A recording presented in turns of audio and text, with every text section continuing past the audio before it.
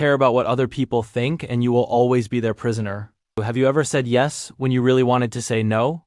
Maybe you agreed to help a friend move even though you were exhausted. Or you stayed late at work again even though you had plans just because you didn't want your boss to think you're not a team player.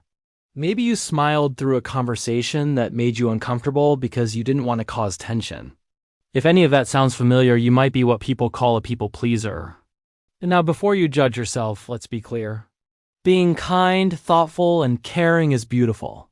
But there's a difference between being kind and being drained. Between helping others and losing yourself in the process. I used to be a people pleaser. For a long time, I thought that saying yes made me a good person. That if everyone liked me, I was doing life right. I remember once in college I helped everyone editing essays, giving rides, covering shifts, and one day I realized no one had ever asked how I was doing. It wasn't their fault. I had trained people to see me as the helper. I thought being needed meant being loved. But over time, I started feeling empty, resentful, and invisible. That's the quiet pain of people pleasing you look like you have it all together. But inside, you're tired of being the nice one. Psychologically, people pleasing comes from a deep desire for approval and belonging. It often starts early. Maybe as a child, you learned that love came with conditions. You got praise when you behaved, stayed quiet, or did what others wanted. Or maybe you grew up in chaos and being agreeable kept the peace. Over time, your brain links acceptance with compliance. You start to believe that in order to be loved, you have to earn it. But here's the truth. Love that has to be earned, I hasten to love it as performance. People pleasers are often very self-aware, but they don't always know how to stop. You might tell yourself, I don't want to disappoint anyone, or it's not a big deal, I can handle it. You minimize your own needs, thinking it's noble. But underneath, there's fear of rejection, of being misunderstood, of being seen as selfish. Let me ask you this. When was the last time you said no and didn't feel guilty? When was the last time you put your phone on silent and didn't feel like you were letting someone down? That guilt, that tug in your chest when you try to set boundaries that's not your conscience, that's conditioning. The psychology of people-pleasing is deeply tied to our survival instincts. As humans, we're wired to seek connection. Our ancestors literally needed to belong to survive. Being excluded meant danger. Your people-pleasing habits are your brain's way of saying, if everyone likes me, I'm safe. But guess what? You can't please everyone, and you really don't have to. When you constantly shape yourself to meet other people's expectations, you lose touch with who you are. You forget what you actually want. You become like a chameleon blending into every room, every conversation until you can't remember your own color anymore. I once heard someone say, every time you say yes to something you don't want, you're saying no to yourself. That line hit me hard. Because that's exactly what I was doing, saying no to rest, no to peace, no to me. And the truth is, people pleasers rarely get the love they're craving. They often end up surrounded by people who take and take, because they've made it easy to take. Not because others are bad, but because they've been taught that you'll always say yes.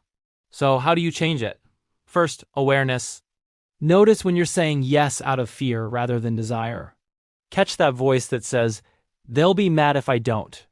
Ask yourself, what would I do if I wasn't afraid of their reaction? Second, practice small no's. You don't have to suddenly become confrontational or cold. Start with gentle boundaries. Say things like, I'd love to, but I can't this time, or let me get back to you. It might feel awkward at first. Your heart might race. That's normal.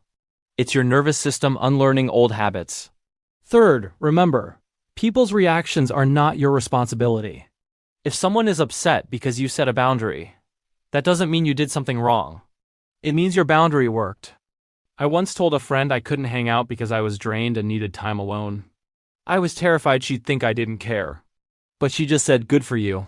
That moment changed something for me. I realized that people who love you respect your no.